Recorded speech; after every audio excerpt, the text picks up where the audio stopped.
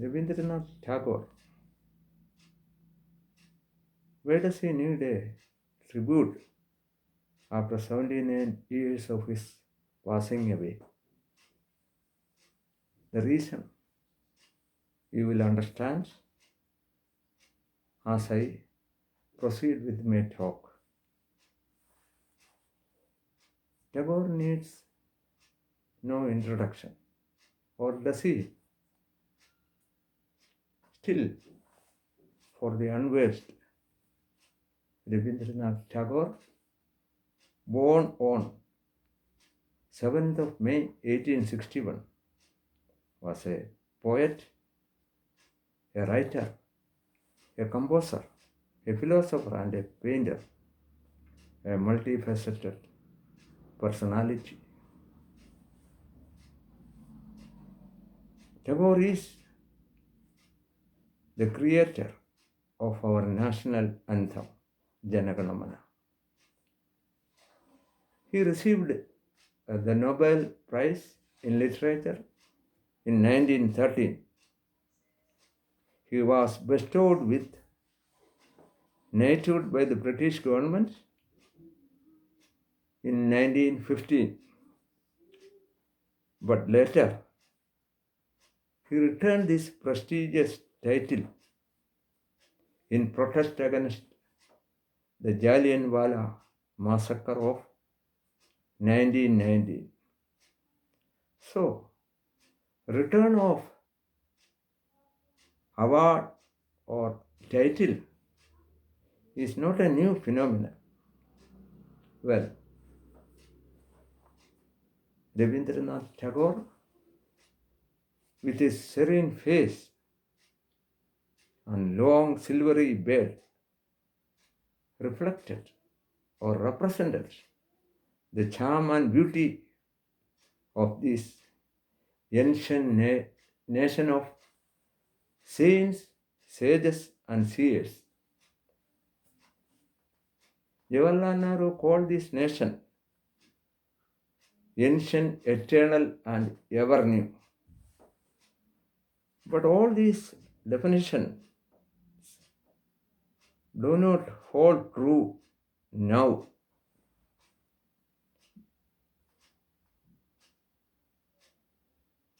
We, in our age, that means in our era, while I was a high school student, could not imagine an India without remembering the faces of Gandhiji, Tagore, Jawaharlal Nehru, Sardar Patel, Netaji Bose, Babu Rajendra Prasad, Dr. Sarvapalli Radhakrishnan, Lal Bahadur Shastri, and of course, our freedom fighters who have sacrificed their life, the shining star among them being Bhagat Singh. Was Tagore a patriot? Certainly, he was a patriot to the core. But was he a nationalist? Fortunately, no.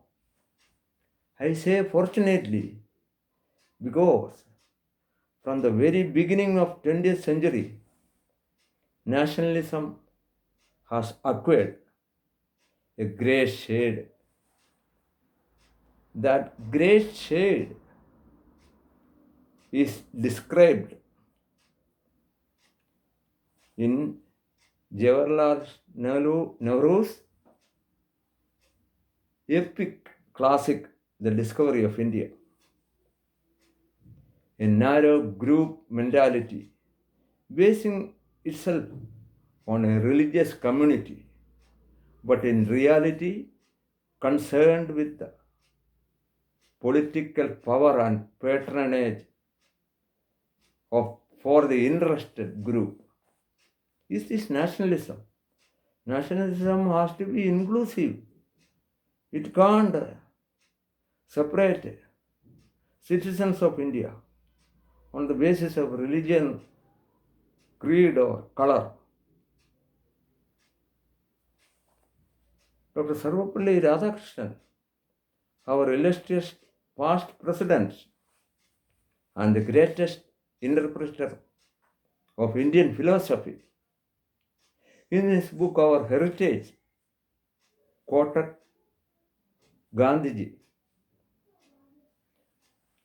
Gandhiji said, I want my country to be free so that one day, if necessary, she may die for the sake of humanity.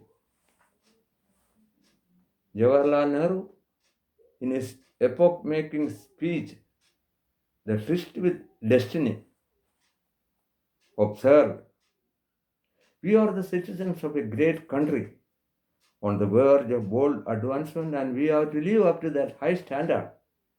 All of us, to whatever religion we may belong, are equally the children of India with equal rights, privileges, and obligations. We cannot encourage communalism or narrow mindedness, for no nation can be great whose people are narrow in thought or in action. Tagore was definitely a patriot, but not a nationalist. He was an inner nationalist. Like Gandhiji, Jawaharlal Nehru, and such other stalwarts, he was an internationalist. What shall I pay as tribute to this great son of India, magnificent in his talent, his strength and courage? I shall recite few couplets from his Nobel Prize winning work, Gitanjali, where the mind is without fear and the head is held high, where knowledge is free, where the world has not been broken up into fragments by narrow domestic walls, where words come out from the depth of truth, where tireless striving stretches its arm towards perfection, where the clear stream of reason has not lost its way into the dreary desert sand of dead habit, where the mind is led forward by thee into ever-widening thought and action, into that heaven of freedom. My Father, let my country awake.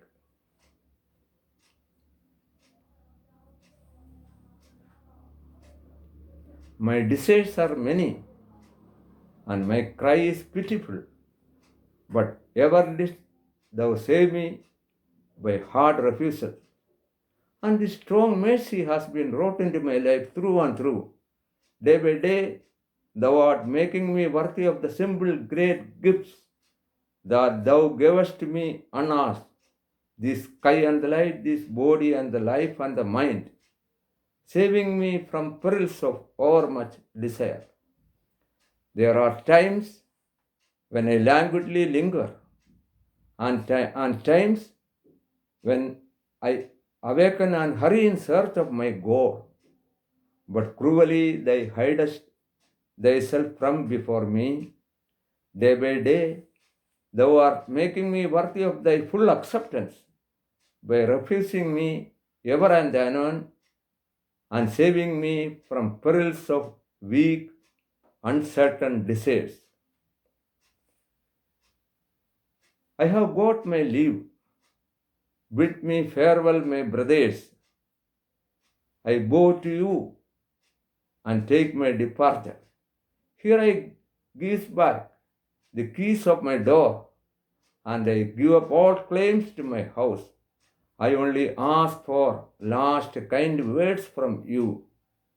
We were neighbors for long, but I have received more than I could give. Now the day has dawned, and the lamp that lit my dark corner is out. A summons has come, and I am ready for the journey.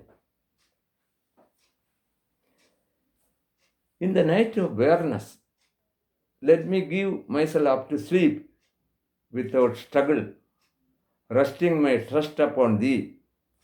Let me not force my flagging spirit into a poor preparation for thy worship. It is thou who drawest the veil of night upon the tired eyes of the day to renew its sight in a fresher gladness of awakening. If the day is done, if birds sing no more, if the wind has flagged tired, then draw the veil of darkness thick upon me, even as thou hast wrapped the coverlet of sleep with a tenderly closing the eyes of the bird. Day after day, O Lord of my life, shall I stand before thee face to face with folded hands.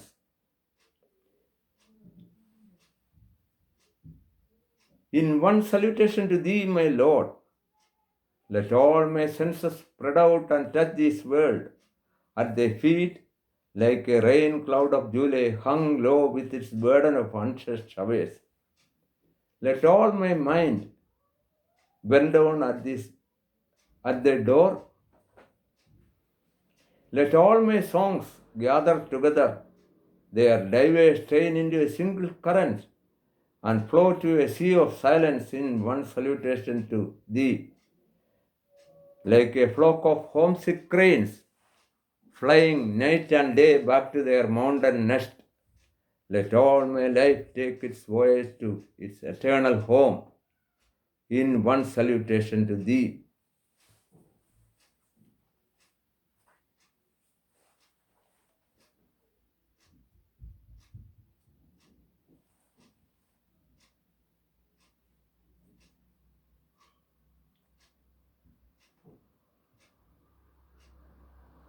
These are few of the couplets from his